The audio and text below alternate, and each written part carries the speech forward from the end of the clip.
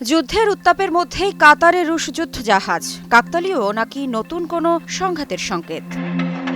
মধ্যপ্রাচ্যে যখন যুদ্ধের দামামা ক্রমশ স্পষ্ট হয়ে উঠছে, ঠিক সেই সময়েই কাতারের বন্দরে ভিড়েছে রাশিয়ার একটি যুদ্ধজাহাজ। ইরান যুক্তরাষ্ট্র উত্তেজনার মধ্যে মস্কোর এই পরিস্থিতি নিছক কাকতালীয় নাকি বড় কোনো ভূ রাজনৈতিক কৌশলের অংশ, সেই প্রশ্নই এখন ঘুরপাক খাচ্ছে কূটনৈতিক মহলে।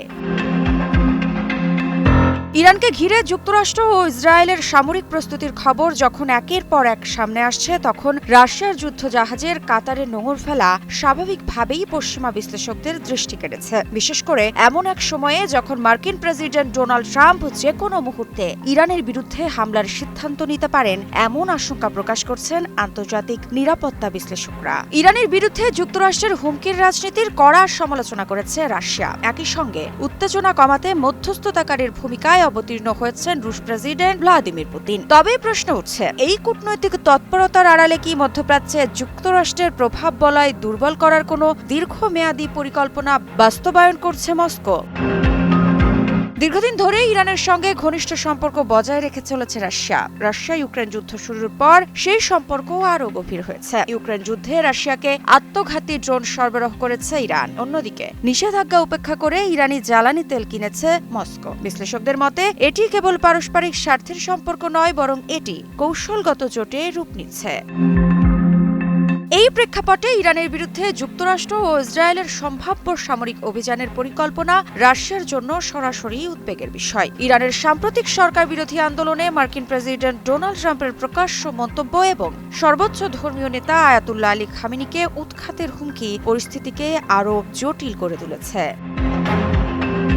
তবে এই উত্তপ্ত পরিস্থিতিতে চুপ থাকেননি রুশ প্রেসিডেন্ট ভ্লাদিমির পুতিন। সম্প্রতি একই দিনে ইসরায়েলের প্রধানমন্ত্রী বেনিয়ামিন নেতানিয়াহু এবং ইরানের প্রেসিডেন্ট মাসুদ পেজেশকিয়ানের সঙ্গে ফোনালাপ করেন তিনি। আলোচনায় উত্তেজনা কমাতে সংলাপের ওপর জোর দেন পুতিন এবং ইরান পরিস্থিতিতে সকল পক্ষের সঙ্গে কাজ করার আশ্বাস দেন। পাশাপাশি রাশিয়া ইরানের কৌশলগত অংশীদারিত্ব এবং যৌথ অর্থনৈতিক প্রকল্প এগিয়ে নেওয়ার প্রতিশ্রুতিও দেন রুশ প্রেসিডেন্ট। বিশ্লেষকদের মতে এটি ইঙ্গিত দিচ্ছে মস্কো কেবল কূটনৈতিক মধ্যস্থতাকারী নয়, বরং ইরানের পাশে দাঁড়ানো একটি শক্তিশালী পক্ষ।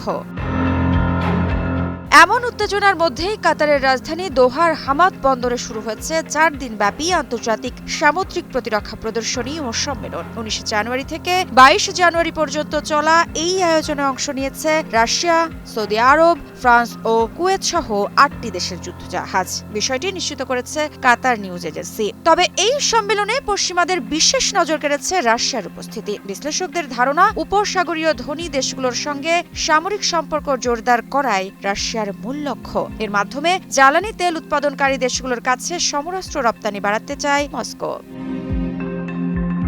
তবে এই কাতারেই অবস্থিত যুক্তরাষ্ট্রের অন্যতম বৃহৎ সামরিক ঘাঁটি আল উদেইদ। গত বছরের জুনে এই ঘাঁটিতে লক্ষ্য করে ক্ষেপণাস্ত্র হামলা চালিয়েছিল ইরানের বিপ্লবী গার্ড বাহিনী আইআরজিসি। ফলে কাতারে রুশ যুদ্ধজাহাজের উপস্থিতি শুধু প্রদর্শনীতে অংশগ্রহণ, এই দাবি মানতে নারাজ বহু বিশ্লেষক।